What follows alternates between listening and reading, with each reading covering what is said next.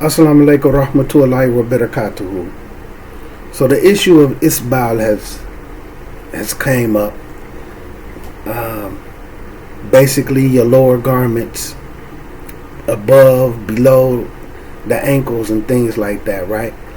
So, because I've been speaking on it and saying certain things about it, and unfortunately, we hear a lot of different things for a lot of different reasons about it. There's a difference of opinion. It don't matter. It's your faith. This madhab says this madhab says that. When, like I say, a lot of people don't really study a madhab from the beginning to the end. It might just be somebody that claim a madhab that never study it and may tell you that it's this madhab. So I'm finna give y'all a full breakdown and give you all the dalil. And then what I'm gonna do is, so that I don't even have to get a whole bunch of books of hadiths out, I'm just gonna show y'all what the scholars say. Okay? The real fatwa. Right? I'm gonna show y'all the fatwa. But let me ease y'all into this, bithni Allah Ta'ala, to bring a better understanding how two rulings and two conversations is getting mixed. Okay? And then I'm going to show y'all the differences where people saying things, but when you look at the actual hadith, when you look at the tafsirs in the Quran, I asked about Qarun, because Qarun is one of the people who did the dragging of the garments thing. He's in the Quran, and Allah calls the earth to open up and swallow Qarun, where he's going to fall he's going to be falling to the day of Yom Qiyamah. He's in the Quran, Qarun, right? So, look at this right here. Now y'all look at this. Put y'all thinking caps on, right? We're going to start off being logical. You got pants below the ankles, right? They just below the ankles. Question: is this dragging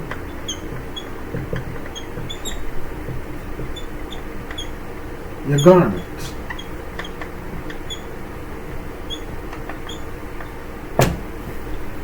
Your pants below the ankle, not touching the ground, touching the top of your pants, your shoes. If your shoes off the top of your feet, but none of it is touching the ground. You may even have, when you with your ankle, the top of your ankle, and it's right there on your ankle, right there below it, but none of your pants is touching the ground. Is that dragging your garment?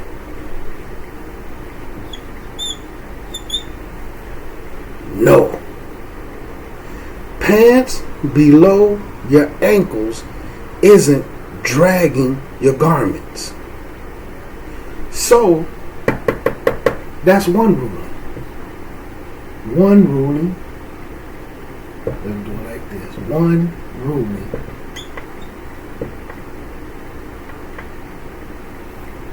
That's one ruling.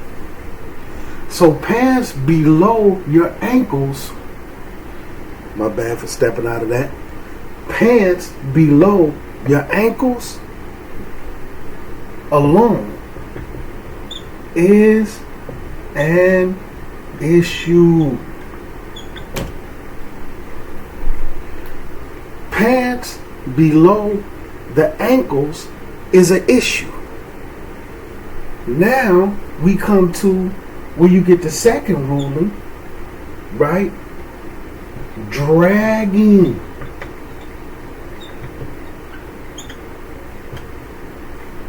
the garments.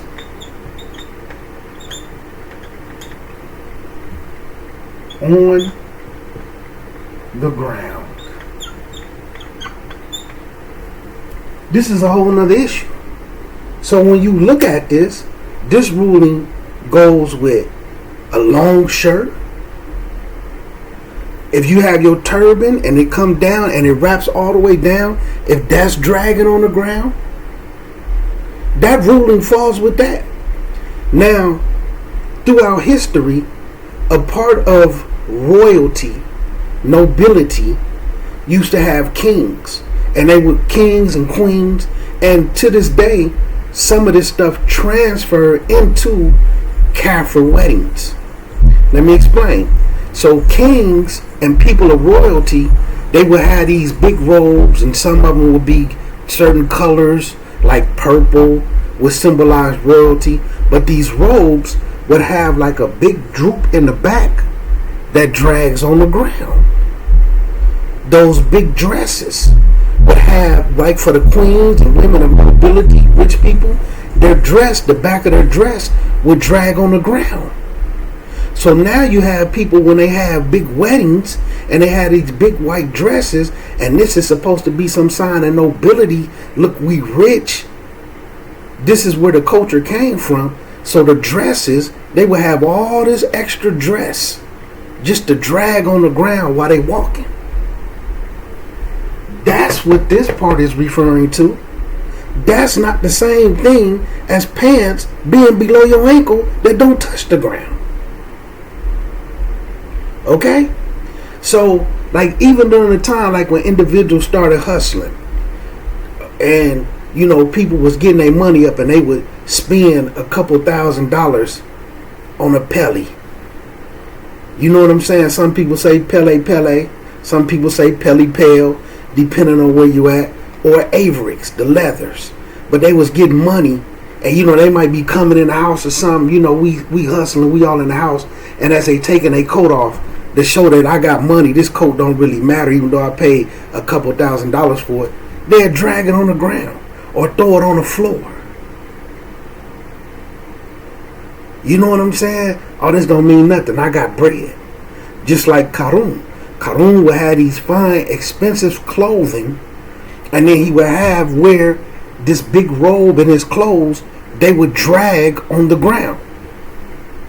I repeat, pants below the ankles that don't touch the ground is not the same thing as dragging the garments on the ground. So these fall into two different categories when people try to discuss whether you're doing it out of arrogance or not. So these people who was dragging their clothes on the ground, they was doing it out of arrogance.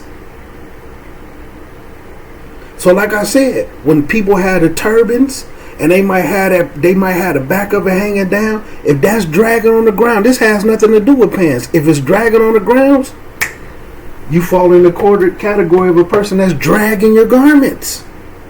If you have a long shirt and it got big sleeves and they come down and that's dragging on the ground, same category. But that doesn't fall under the lower garments below the ankles. Two different categories. Two different categories. Pants below the ankles, no matter what. This don't, when you look at it, it don't have anything to do with no arrogance. They're what?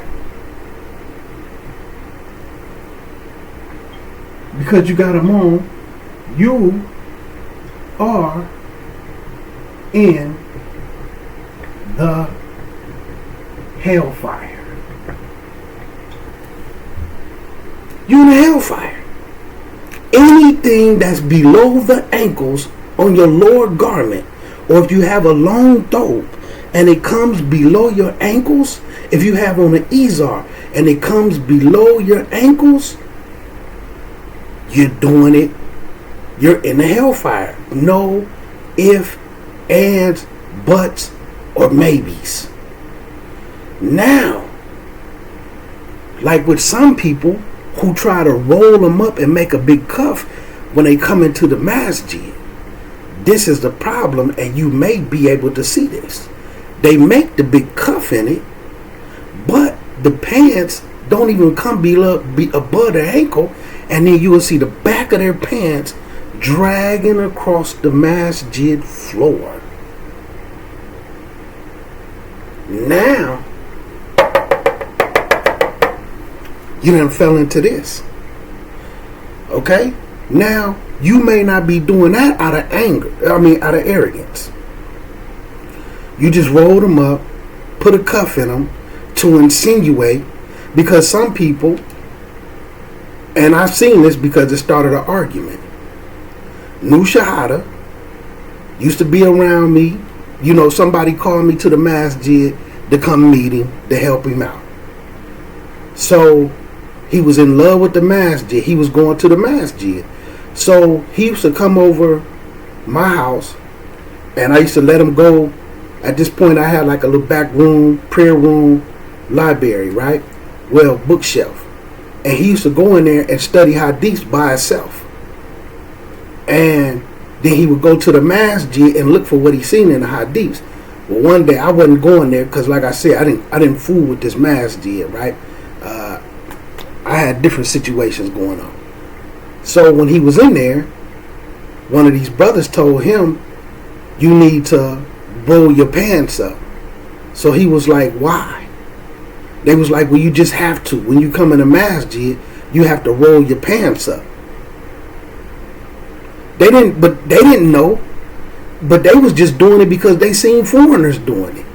But at this time, the person who telling him this is an older guy. This is a guy who's about 45, 46. This guy has been Muslim since he been like 21, 22. So he been Muslim 20 years. He been in this community the whole time he been Muslim. And he can't even tell him why he needs to roll his pants up. All he did was say why. So the guy couldn't answer him. So then he come and asked me. He was like, they kept telling me I need to roll my pants up. I seen a couple of foreigners doing it, but what's the reason for it? So I explained to him the isbal thing. I showed him the hadiths and that. Then I showed him the dragging of the garments, and then he was like, "Do the foreigners know they like that?" I was like, "Yeah, the foreigners know that they like that." He was like, "Well, why they don't help them? Why they don't tell them nothing?" I was like, "Because there's really no difference between them.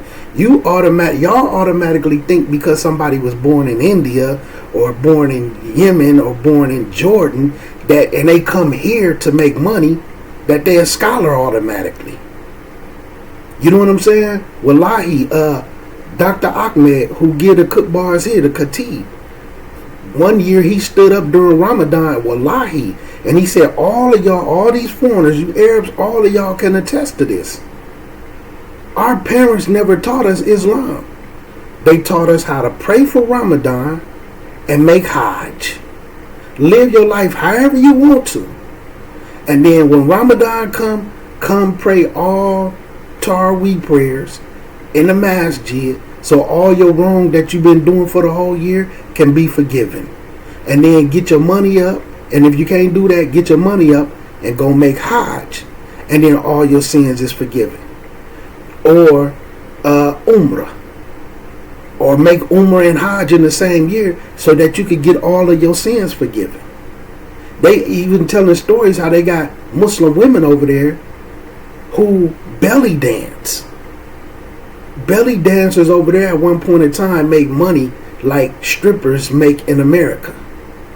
So they would belly dance all year long, private parties, just like strippers. Ain't no telling what else came along with the belly dancing. And then they would just take the money that they have and then they would make Hajj to be forgiven for the belly dancing that they do all year long. And he said this is what this is what they was taught. And they Arabs. They was from Jordan, they was from Syria. But now they over here and they doctors and they engineers. And they the ones teaching you their religion when they was never taught it. And the foreigners was in the masjid. They was just like, shaking their head like, yeah. So when it comes to things like this and that, if you're not going to look for yourself, if you're not going to study, you're not going to get in no classes, your deen is going to be left in people's hands that you don't really know nothing about. And then you got to mention, you got the black Muslims who feel like because they had a version of Islam and, you know, so nobody had to guess it, you had the Nation of Islam who was screaming, "We Muslims." They had a whole culture. Then their Imam, War of Deen, got rid of the Nation of Islam and started his community where everybody just switched over. But they still really got the same teachings. You know what I'm saying? I'm not going to badmouth him, but they had a version of, this is how you practice Islam as a black man in America. So that pants above your ankle stuff, that's Arab stuff. All right? And like I say, and then they already saying hadiths is superstition. So they don't deal with no hadiths. They don't deal with no tafsirs. So they don't understand about the story of Qarun, who was a person who had his clothes dragging rich guy so much money he could just drag his clothes and treat them like garbage. But that's arrogance. Okay? So dragging the garments on the ground. So now if your pants below your ankle and they dragging on the back of your shoes, now you violating two things. One, the simple fact that your lower garments is below the ankles, it's in the hellfire automatically. Even when you're praying. No ifs, and buts, and maybe. Then when they drag it on the ground, now you got a whole nother issue. And especially if they some expensive pants and you own some, you know, I got money, I get money. I don't care about the back of these pants dragging and getting tore up. And see, like now, they actually have a new style of pants where it's a form of a bell bottom, but they got like a little split on the side, on the sides where they split so that this part can come up over your boot, and then the back of it drags on the ground. You starting to see rich, wealthy rappers and all this type of stuff in them, and some of them cost $10,000 a pop. But the fact that it's dragging on the back of the ground, out of that arrogance, I'm rich, this means nothing to me. So guess what else you have? I've seen actual rich Muslim rap dudes wearing them. I just seen a clip where NBA Youngboy had on a pair of them in Paris just a couple of days ago. And he is somebody that I know took his shahada with Kevin Gates. He got Allah tattooed on his shoulder. So we're not going to discuss whether they enter the fold of Islam, technically were they praying, because you know, you got to be praying and stuff, man, you got to be in the fold of Islam. But if you ask him, is he Muslim, he going to tell you, yeah. He took his shahada with Kevin Gates, just like Moneybagg Yo and a few other people. I done seen Little Durk in some. So they falling in two categories. Pants below the ankles, which is in the hellfire no matter what. No matter what. Then when they drag it on the ground, especially out of arrogance, and I'm going to tell you something.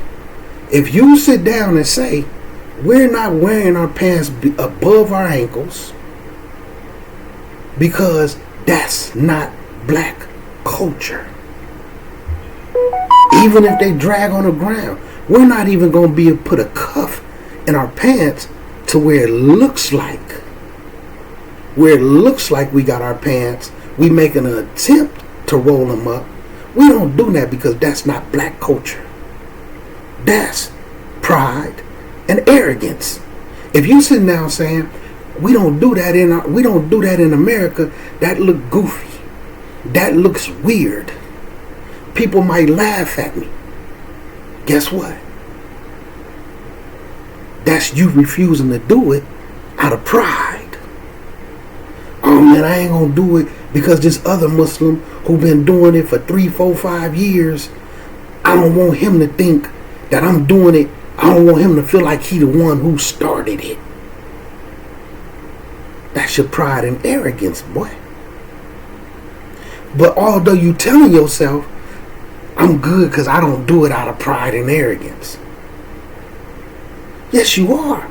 And then when you go and look at the hadith that's in Ibn Majah, where it gives the more clarity.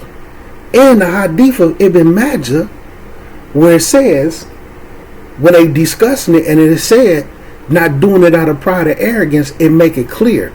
The pride and arrogance, because like I said, the words that they use in Arabic, sometimes there's not a word that they can translate it to English where they have the exact same definition.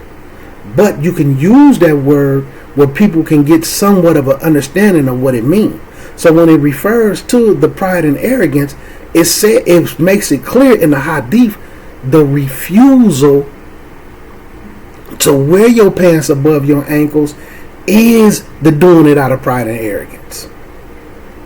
When they go and try to use the hadith for Abu Bakr, now keep in mind again, dragging the garments and pants below the ankles, two different things. Two different things. Okay?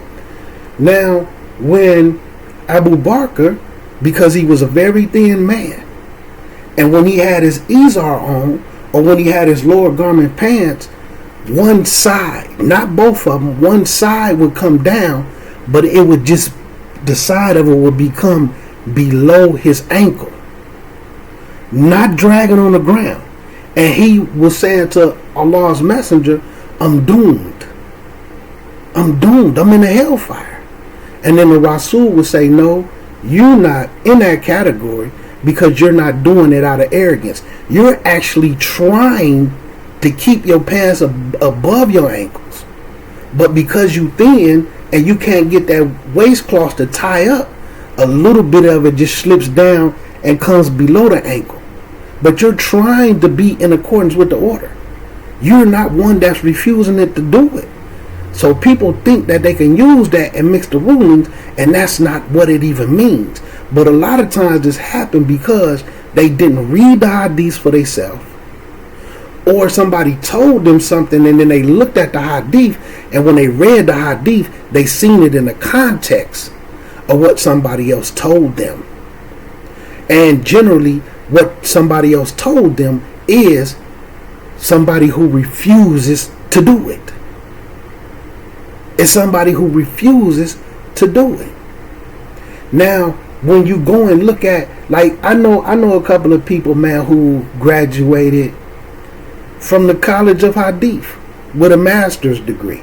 And sometimes when they come back to America, they start to get lackadaisical and we don't gotta look like this and this and that. And then sometimes they do things to prove a point. You can look like a regular person, and some of them wear their pants below their ankles. And, you know, they'll say things like, well, I'm not doing it out of arrogance. Okay. But that don't change the fact that they're still in the hellfire. Now, the reason why I'm mentioning that is because I'm going to touch another hadith. But see, because of fiqh, right? Some people who later came along in fiqh, Sheikh Albani, some other people, they wrote books about how if it's a common part of the culture, and to make it easy on the Muslims, you don't have to fall in line with it. So basically, if you was raised in America where having your pants above your ankle isn't part of the culture, then you don't necessarily have to do it. But when it comes to things where there's a punishment from Allah, that's not true. And this is opinions from certain scholars of who put things in fiqh. And Sheikh Albani, he wasn't the originator of this opinion, but it was an opinion that he agreed with. So sometimes when people asked him for rulings or certain things, he would say, what's the part of the culture, sort of a thing. So he would kind of base the rulings, but you got to keep in mind, I never seen where he made that type of a ruling where it was something that had a punishment for Allah though. Okay? So, but look at this. So in the hadith, when you got to get into the hadiths about it, and you look at the specifics, so they was really coming to the Rasul. We want to be clear on this because this is a dangerous thing. When I start to show y'all the hadiths, but what I'm going to do is show y'all what the scholars actually say, not just ones who stick to a madhab. And the 4 madhabs, they all agree that the pants is in the hellfire. Even if you're praying, the thing that they argue about, the difference of opinions, is what the punishment is for it. So they don't have a difference of opinion on whether you can do it or not. They all say you can't do it. They just differ on what the punishment is. That's it. Okay? From everything that I've seen. Now, it might be, and I'm saying classical, the real imams of the 4 madhabs, they were all under the opinion that you can't drag your garments on the ground, right? Now, the dragging the garments on the ground, they put that out of arrogance with that. You can't drag your garments on the ground out of arrogance. But your pants being below your ankle, all of them agree that it's in the hellfire. They just differ on what's the punishment for doing it. Now, certain students and then other people who become scholars in these madhabs, some of them start to insert their opinions. So you may see some new rulings where they change the original works. But the original works, none of them, they didn't differ on whether you could do it or not. They differed over what the punishment is. Right? So with this next hadith, when they was coming to the Rasul speaking on the specifics of it, this is what the Rasul told them. The mu'min, not the believer as in one who believes in Islam, the mu'min. So you know your Islam got the 3 levels. Muslim, your basic regular level, your entry level, your mu'min, your Muslim who has real iman in belief, speech, and actions. And then your 3rd level is the Muslim, the one who has their spirituality up to the level of ihsan. So the Rasul said the mu'min, not the Muslim, the mu'min, wear his lower garment or his one garment if it's a thobe, they raise theirs to the middle of their shin. Like right there to the bottom of where your calves start, around that area. Between the midpoint from the bottom of the knee to the top of the ankle, the midpoint in between them, directly in the middle of them, the mu'min. The ones striving to be mu'min, they're going to have their lower garment or their thobe, one garment, to the middle of their shin. Now, anything from the middle of the shin to right before, a little bit before the top of the ankle, as long as it don't go below the ankle and touching the ankle is borderline, because that's a danger zone, but to the above, right there above the ankle to the middle of the chin, all of that is permissible. That's the Muslim. Right there at the tip of the ankle, but in the middle of the chin, that's what the mu'min does. So like even when you have people who graduated from the College of Hadith and different things, and you know want to make points and statements because people say stuff about them and they have some issues, I ain't gonna put nothing on them, but just things I've heard them say. But I'm a person who know you can't call yourself no mu'min though. You can't call yourself no mu'min, because the mu'min is gonna have theirs at they shin. So you taking yourself out of that category. Whether you want to say in America, it doesn't matter because it's part of the culture. Say whatever you will. But you graduated from the College of Hadith. You know when you striving to be a mu'min, That them lower garments or your throat, the movement gonna have it at the middle of their shin, baby. So why rob yourself of that? So keep in mind, these is two different rulings, and people mix the punishment for them, and because people is going through the deen trying to make it okay to have their pants below their ankles because they don't want to do it. Why they don't want to do it? Because of pride. It's not black culture. We're going to look goofy. People going to laugh at me. People going to say I'm flooding. And these are things I heard people say out of their mouth. People going to say we flooding. I'm going to feel weird. People going to be staring at me at the store. I don't like how that look. Pride and arrogance, baby. Pride and arrogance. And then when you don't like it, when you have an issue with it, but then you go in the masjid, now you're going to put a big cuff in your pants and let your pants drag on the back of the ground, but you only putting the cuff on there to be seen by the foreigners because you see them doing it and don't even really know. Now you falling into riyah because now you doing that only to be seen. Because when you're away from them, you have a whole issue with the pants being above the ankles.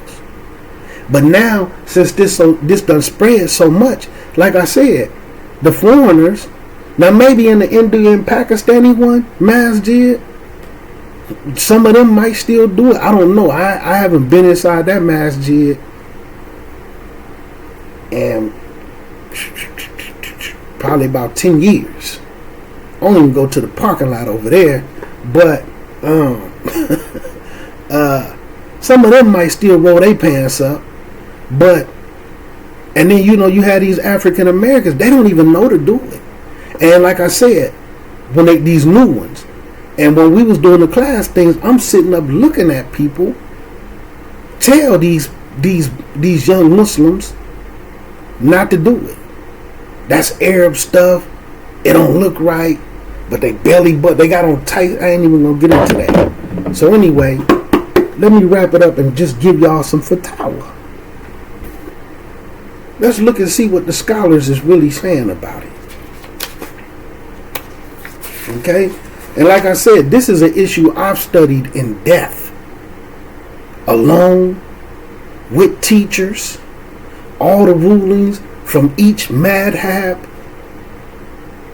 Okay? In depth. Years ago. The first time I cut my clothes, I didn't have all of my pants cut because at this particular time I was still on the fence about it. But like my salwars, the pants that comes with the big shirts, all of them was cut. That's what I pray in. But something like my pants and my joggers, I didn't have them cut. But this was in like 2002, 2003. You know what I'm saying? Like this is something that I was doing before my daughter was born. Right? And right now my daughter like 21, 22, I think she'll be 22.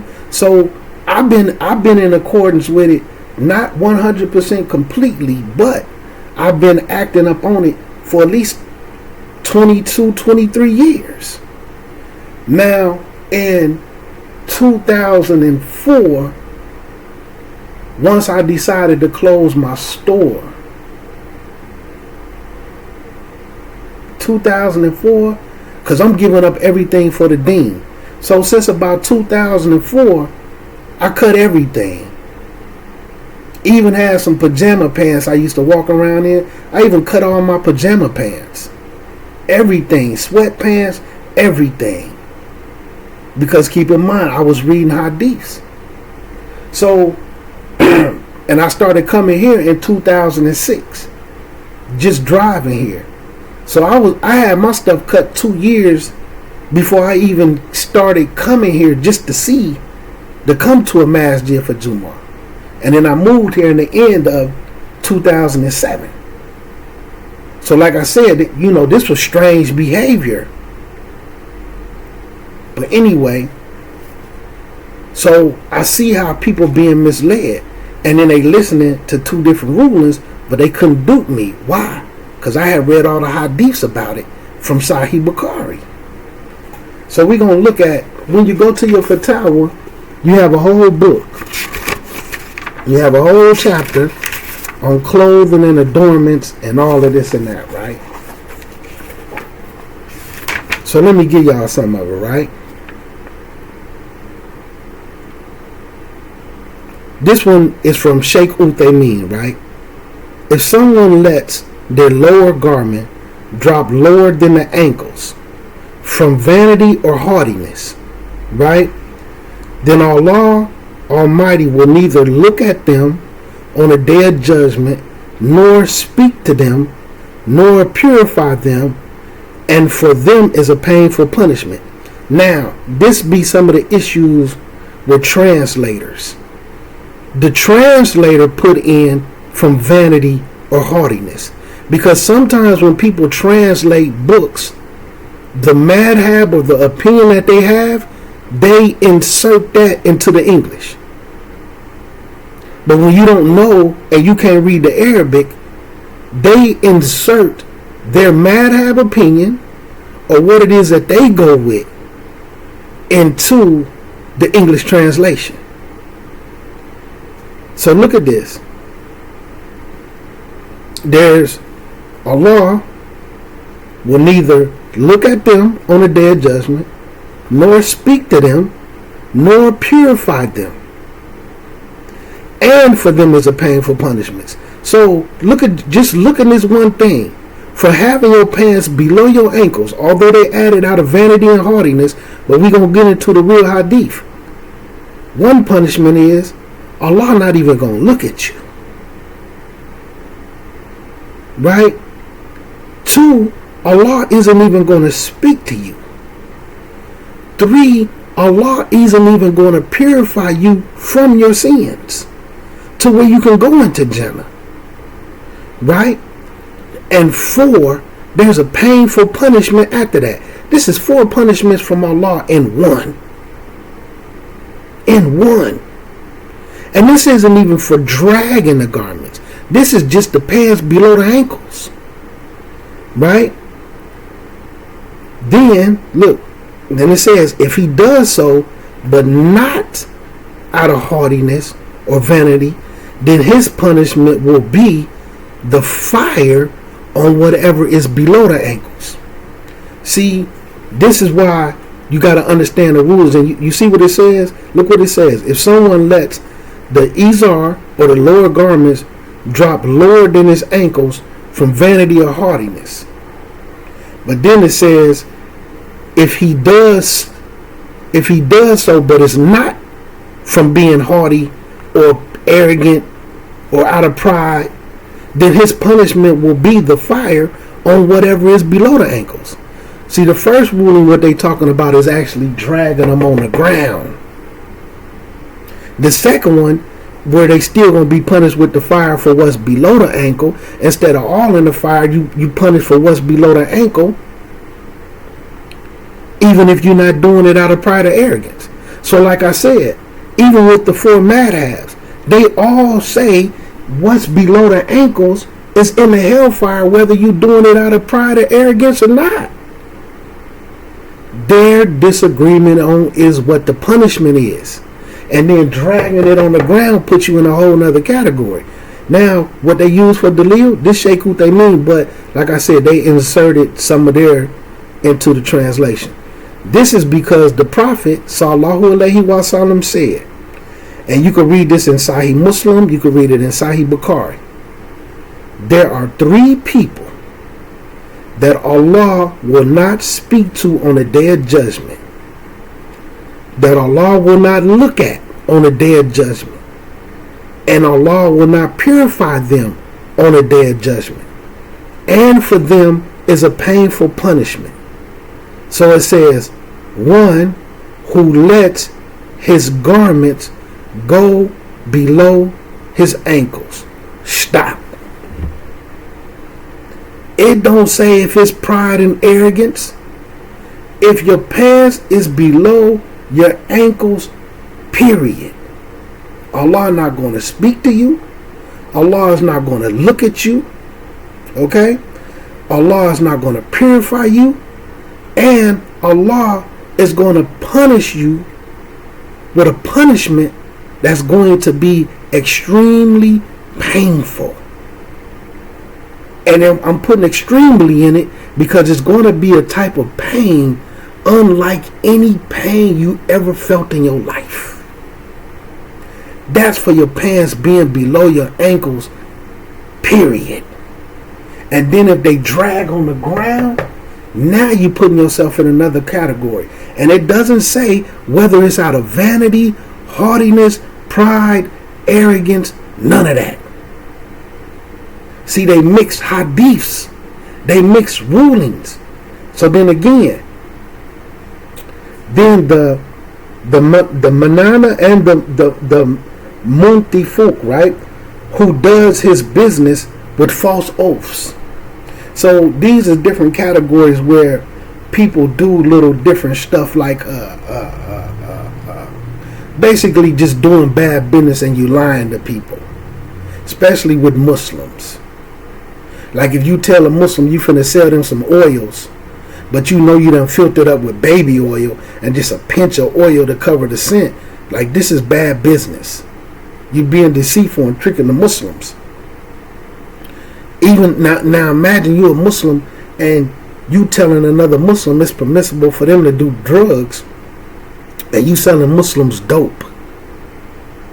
You could put yourself in this type of category where Allah ain't going to speak to you, look at you, purify you, and going to punish you painfully.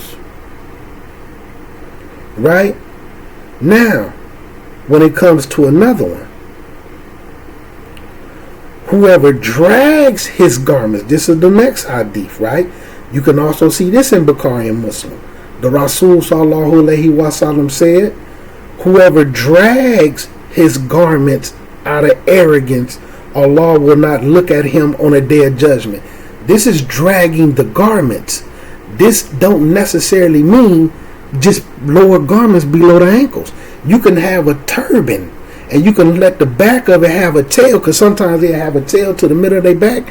But if you have it where it's long and it drags on the ground, you fall in that category. This is more than just pants being below the ankles. Let's continue. So then it says, here goes Sheikh Uthaymeen explaining. This addresses one who drags his garment out of arrogance.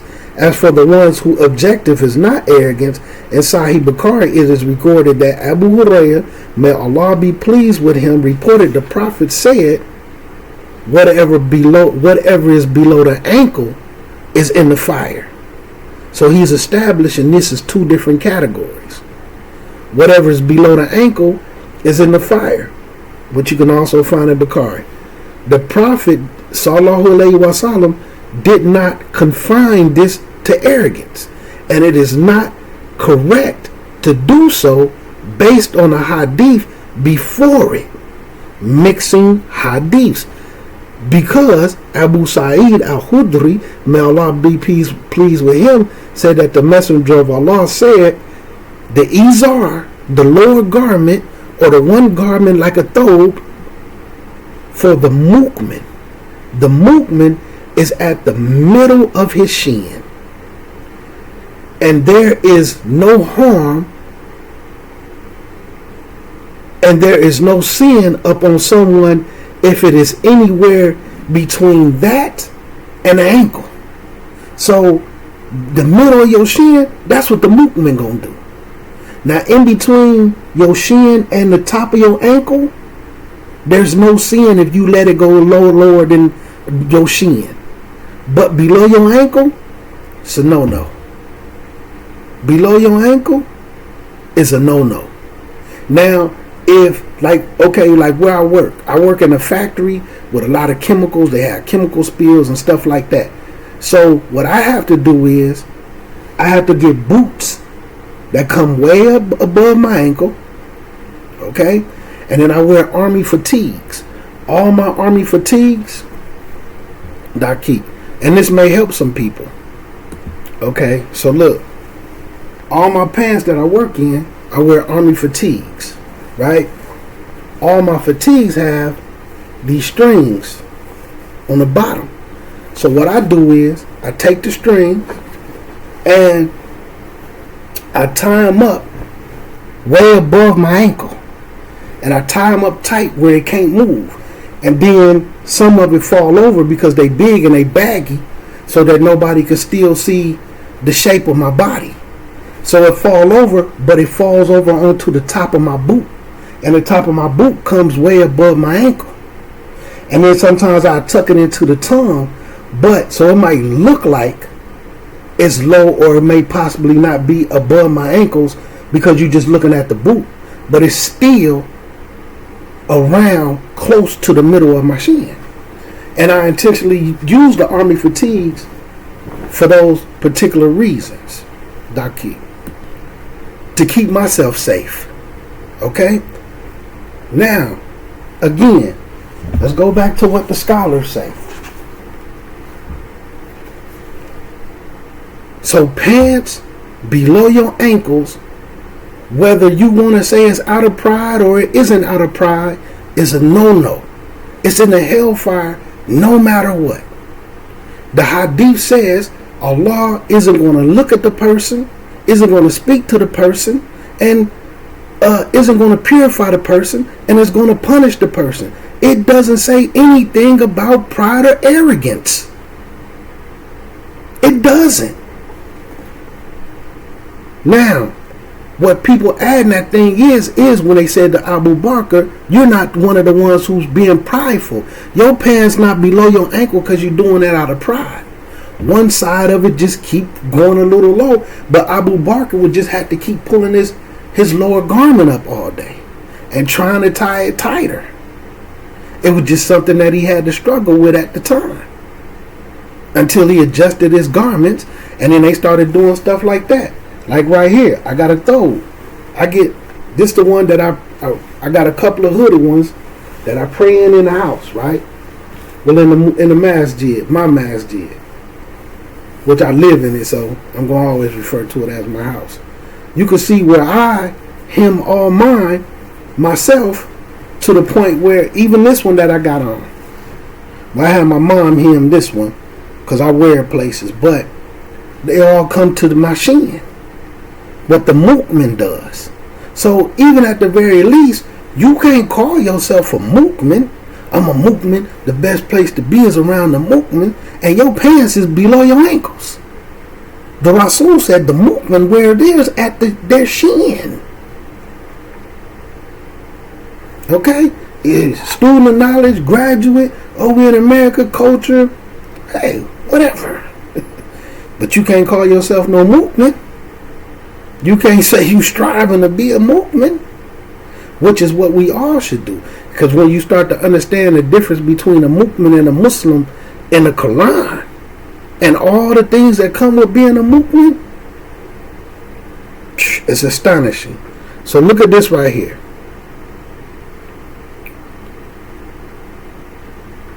Look at this right here. So here go another version of the hadith.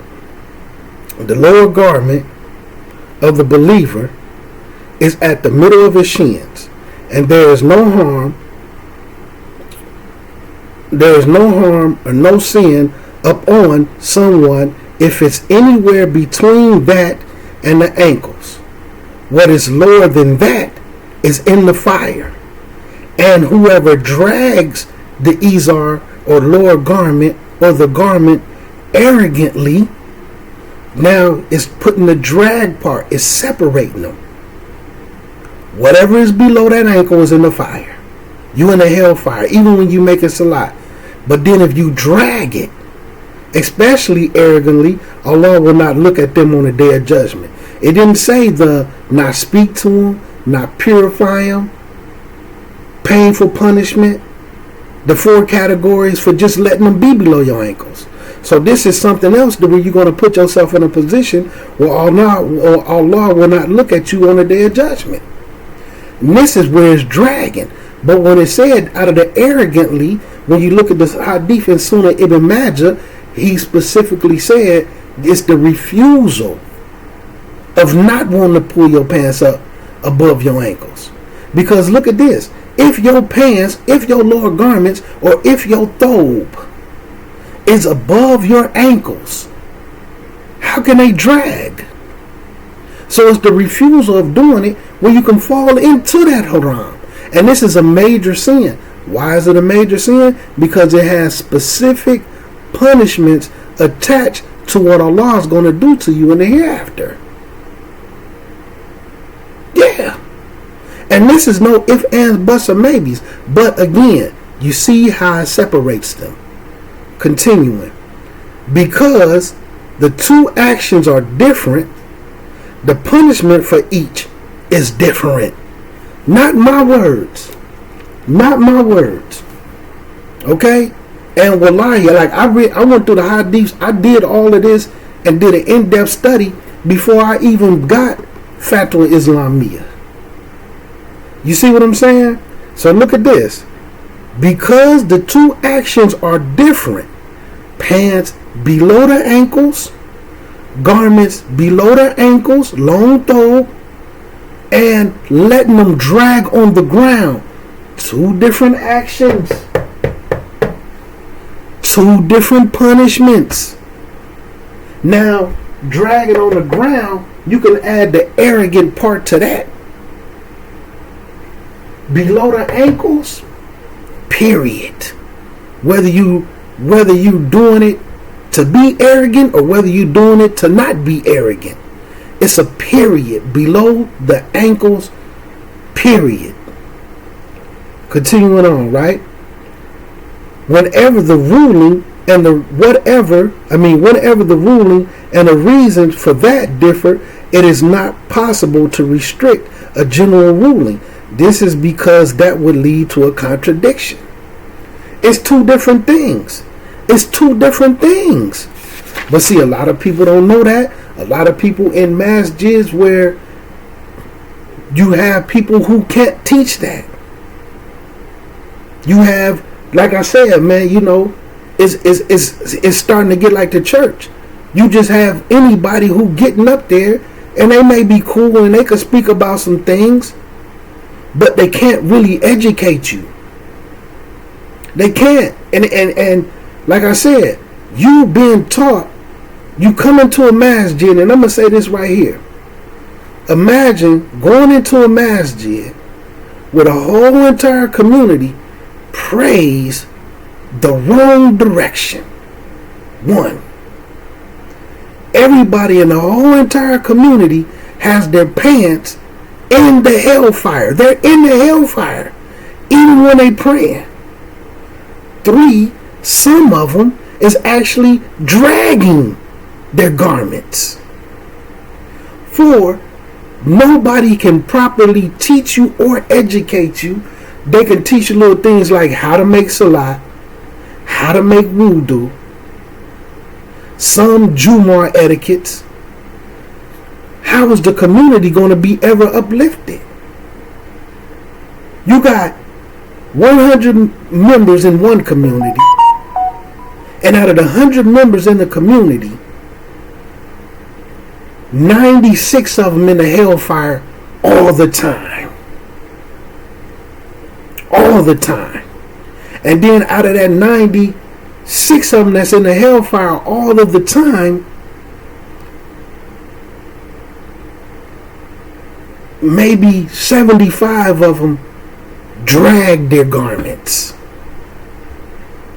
When is Allah going to rectify the affairs of that type of a community? Where the people going to grow? When is the Islam going to enter the hearts of the people? And then when they come in, they being taught to do what's wrong based off of people that don't know what they talking about, who don't want to act up on nothing and just say stuff like, oh, well, there's a difference of opinion. And then you have somebody like me to say, what's the difference of opinion? What is that difference? What if there's a difference of opinion, what do they differ about? Because people know this is an excuse to not act up on something. Well, why y'all don't do this? Why you don't do that? Oh, there's a difference of opinion. And then nobody ever can scratch their head and say, oh, alhamdulillah, what exactly is that different? What exactly is that different opinion? Oh, you don't know. Some say you could do it, some say you can't. What did the Rasul say? What did the Rasul say? Can we start there? Can we start there? Can we go to the Quran and look at the story of Qarun? A person who dragged garments more than just a lower garment out of arrogance because this was a thing for people of so-called royalty. And right now you still see it today where women get married, these kafirs, and they got to have this big old dress, even to the point where they might even have bridesmaids or different people behind them carrying some of the dress, and then some of it is still dragging on the ground out of arrogance. But like I said, when you say stuff like, I ain't having my pants above my ankles, because that ain't black culture, that's that Arab culture, that's pride and arrogance. When you saying, I don't want to walk around society looking like that, I'm going to look goofy, people going to be staring at me, that's your pride, boy. That's your pride. People going to say I'm flooding, I'm going to look weird, I don't like how that look. Look, when your pants like this, don't that look a whole lot better? That's pride and arrogance, boy.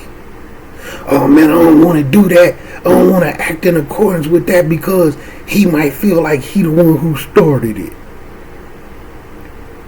Boy, you sound like Shaitan play with your head, boy. And like I say, so then you got the lowest allowable point for the garment. Okay? The lowest allowable point for the garment. What is the limit for, now they saying dragging one garment. Dragging one lower garment is unlawful for men, and whoever continues to do so after having been warned should be censored. Kinda, I don't want to say boycotted, but y'all know what censored mean. They don't need to be talking. Don't be letting them talk and teach people. Anybody who running around with their pants below their ankles, and especially letting the back of their pants drag on the ground, when they start trying to talk to some Muslims and teach us something, somebody need to step up and say, hey, don't listen to them. Don't listen to them. They're going to take you off your deen, boy. Or you just think your Islam better than everybody. But what they say, these type of individuals need to be censored. The place for believers, this is a mukmin. The place for a mukmin garment is the middle of a shin, and any point between that and the ankle is permissible. Whoever goes below the ankle is unlawful, it's haram, and the one who does it so is punished in the hereafter and censored in this life. This is because of what was recorded by Al-Bukhari and Muslim. Whatever is below the ankle, Rasulullah sallallahu alaihi wasallam said, whatever is below the ankles from your lower garments, from your garments, one garment a throw, you're in the hellfire, boy. It don't say out of arrogance or nothing like that. Below the ankles, fire. Dragging them, especially out of arrogance, all garments, more than that. They're ruling on dragging garments out of custom, but not arrogance, right? Then it goes back into some more of the hadiths, right? But right here, the hadith with this meanings are many, proving the prohibition of al-isbal without qualification. If someone says they are not doing it from pride, they do not know that this practice leads to pride, that it is a form of wasting regarding the garments, and that it makes the garment vulnerable to any impurities that may be on the ground. Two different rulings. Below the ankles, dragging garments. Whether it's your lower garments, whether it's your turban, whatever. Had the person done it from pride, the matters would be more severe and the sin would be greater because of the saying of the prophet. Whoever drags their garments out of arrogance, Allah will not look at them on a day of judgment. So like I said, with the four madhabs, the original ruling is it's haram to have your garments below your ankles. There's punishment for it. They just differ over what exactly the punishment is. So when you hear people saying, oh, there's a difference of opinion. Yeah, over what the punishment is. Not over if it's permissible to have your pants below your ankles. Or your throw, your izar, your garments below your ankles. They differ over what the punishment is. And then there's even more. But this is just different scholars. That one was, first we started off with Uthaymin. Then this one is Sheikh bin Baz, him answering the same question. Then you have the Permanent Committee of Scholars. So look at this right here. So where I said where I'm saying you can see where they ask, do it apply to sleeves, right? So long sleeves on your shirts, or you just, is it unlawful for a man to let his garments drag without doing it out of arrogance or pride, and does this apply to sleeves as well? Like I said, isbal is not allowed for clothing in general. None of your clothing, due to the saying of the Prophet, what is below the ankles from the garments is in the fire. And in the hadith of Jabir bin Sulaim, the Prophet sallallahu alaihi wasallam said, beware of isbal, for indeed it is done out of conceit. Just the simple fact that you're doing it. Conceit is pride, arrogance, all the stuff that they say they're doing. Beware of doing it, period. For indeed, the simple fact that you're doing it is out of conceit, because you're refusing to act in accordance with the order. And you can find that one in Dawood. Okay? And then it just goes on and on and on and on with more rulings. So this is what the scholars say. Now you might see somebody who may be a scholar in just Hanafi fiqh or Malafi fiqh, but they don't know this, they don't know that, they just know that fiqh. Some of them may say something different, but just go to the root of it. And then you got to start with Quran, Sunnah, Ijma'. Quran, Sunnah, Ijma'. So you have to be careful with some of these other opinions and things that people came up with. You could see when you start to look into things where they talk about like a masjid that bear fruit, and then a masjid that doesn't bear fruit, where it's saying these is the type of masjids that Allah is not pleased with. It don't matter if you got a whole bunch of people at it. It don't matter if it's a masjid with 3-4 people in it, and they own a haq, and they in accordance, and they peaceful with the Muslims and the ruling, and it's only 3-4 people in it. Then a masjid that might have 1,000 people, but they got their own principles. But they may feel like they have numbers. But even that same masjid, oh, we growing, we got the numbers. Oh, well, that masjid over there got 2,000 more people than you. Oh, but that masjid ain't got no barakats in it because it's Ahlul Bid'ah. No, you said it's Ahlul Bid'ah. But the numbers matter when it comes to your masjid, though. You see what I'm saying? You want to put yourself in a position where your deen bears fruit. So you could be the judge of it. I'm not telling nobody what to do. I'm reading y'all the fatwa, the legal rulings and opinions.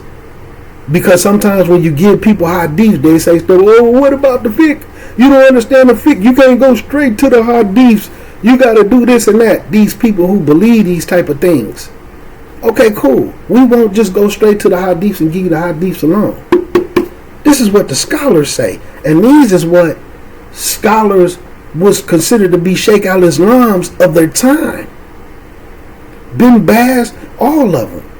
And some of them was Hanbali and fiqh though. But you be the judge. I'm just laying it out there, what's out there, but I want it to be clear. These is two different things, and people mixing the ruling for this one with dragging on the ground out of arrogance with pants just being below your ankle. Oh, my pants ain't below my ankles out of arrogance. But then they be arrogant on that statement. I ain't doing this out of arrogance. The hadith don't say that, boy. See, you all big-headed thinking you know something because shaitan playing with your head. Because you running around listening to somebody who don't want to act up on nothing, and now they done put that air in your head. Now you running around here sounding like an airhead, tricking other Muslims. And now you're running around here in the hellfire all day long, wondering why you can't stay out the streets, wondering why y'all got all this stuff going on in your home. Wondering why shaitan playing in your head, and then when somebody who's Muslim and come try to bring this deliver and do this and that, oh, well, he's extreme. Now you gotta lie on him. Oh, he think he know this. Oh, he think that. Oh, those books, hadith superstition. We don't wallahi, even to the point where people say we don't listen to those scholars. Oh, well, I never seen that in the Quran. That's because you don't know the story of Qarun. You don't even read your Quran. You don't even understand it. You pick it up every Ramadan and don't even finish it. Oh, I ain't never seen that in the Quran. You know, you misleading Muslims, man. The pants below the ankles is an extremely serious affair, brothers and sisters, man. Allah isn't going to look at you. Allah isn't going to speak to you. Allah isn't going to purify you. And you're going to get a painful punishment. And you can't get into Jannah if you're not pure. And that's just for the pants below the ankles that don't have nothing to do with pride, arrogance, conceit, or whatever categories people want to put it in to make it okay. But then when it is done out of arrogance, these expensive clothes, I don't care nothing about them. I ain't doing that. That ain't black culture.